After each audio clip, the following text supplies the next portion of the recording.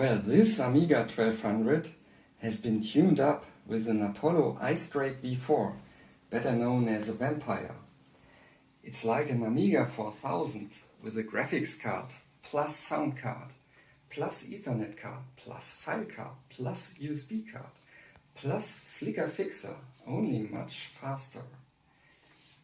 And all these features are implemented on an expansion board inside this small case.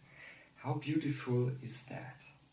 Well, if this is the beauty, then that 1200 is the beast. It's got a PiStorm 32 accelerator with a Pi4B inside running MU68, which also has graphics card functionality. It's so fast that it could run Quake 2 as fast as the Vampire can run Quake 1.